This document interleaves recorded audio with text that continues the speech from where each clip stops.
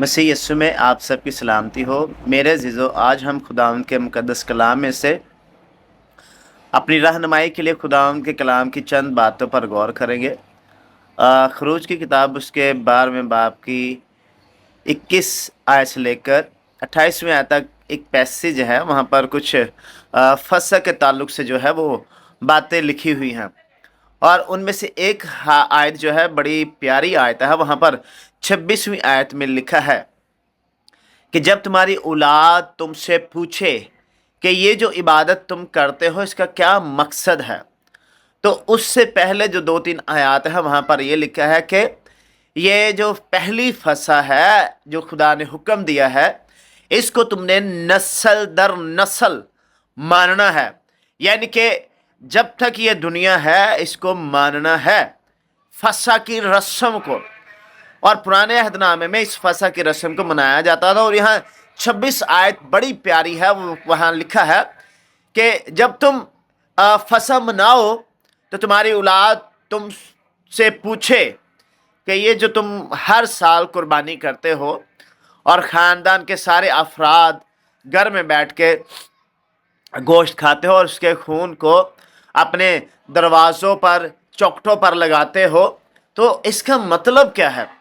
तो फिर खुदावंद ने उनको कहा कि जब तुम्हारी औलाद तुमसे पूछे तो फिर तुम अपनी औलाद को ये बताना कि ये उस यादगारी के तौर पर हम ईद फसह को करते हैं कि खुदा ने जब मौत का फरिश्ता आया मिस्रियों के पिलोठों को मारने के लिए, तो खुदा ने हमको ये हुक्म दिया था कि तुम बर्रा पीछे, खानदान पीछे एक बर्रा लेना, और वो बर्रा बेऐब हो, उसमें कोई नुक्स ना हो, और उसका खून लेकर तुम अपने दरवाज़ों की चौखटों और साइडों पर लगाना, ताकि ये इस चीज़ की अलामत होगी कि जब मौत का फरिश्ता आएगा और जिस घर के दरवाजे की चौखट पर यह खून लगा हुआ ना होगा, उस घर के पिलोठे मारे जाएंगे।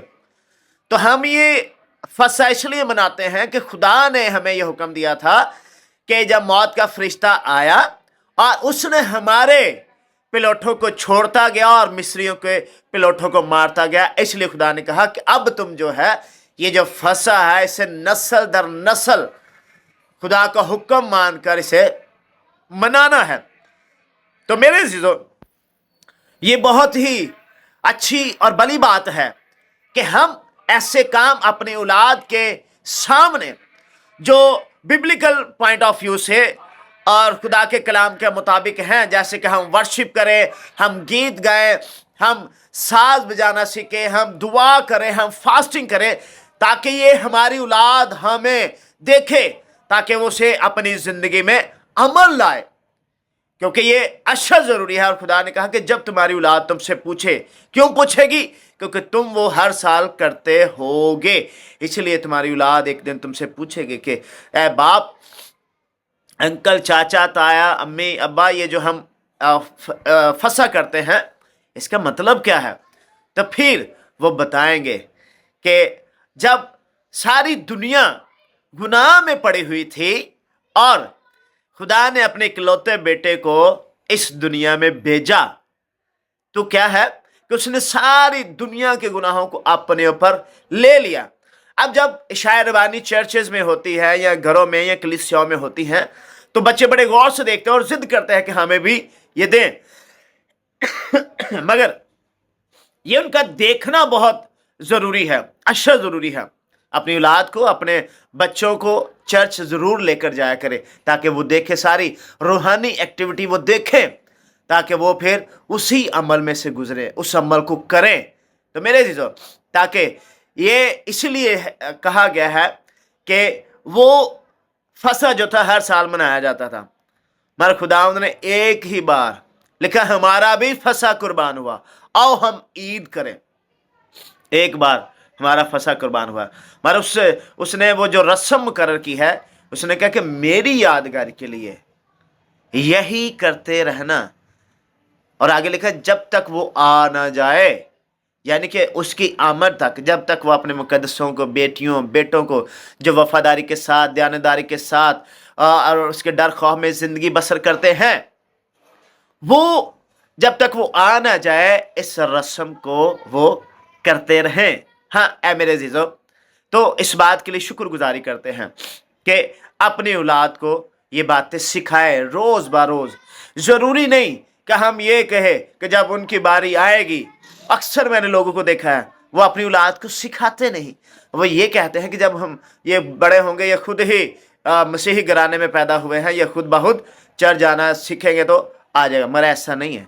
अगर आपने उनकी बुनियाद बनानी है, आपने एक प्योर और खालस मसीही बनाना है जो मसीह पर ईमान रखे, हर तरह के हालात में क्या है वो परेशान ना हो जाए। जैसे कि वो एक नुमान कोड़ी के घर में एक असीर की गई बच्ची थी मेरे अजीजों, वो बच्ची थी, आई थिंक वो टीनेजर शायद होगी, यानी कि 13, 14, 15 साल की। तो सोचे उसका ईमान कितना मजबूत था।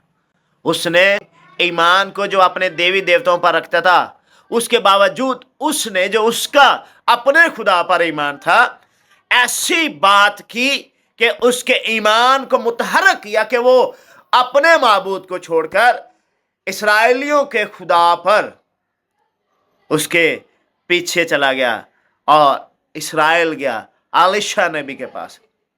तो मेरे अजीजों, आप अपना काम करें, आप गवाही दें, आप खुदा के कलाम को सीखें, अपने बच्चों को सिखाएं। आपको नहीं पता कि उनकी कहीं बाहर स्कूल में, घर में, दोस्तों में, अपने बचपन हम साथियों में कोई ऐसी बात वो कर दे जो किसी बड़ों की जिंदगी को बदल दे।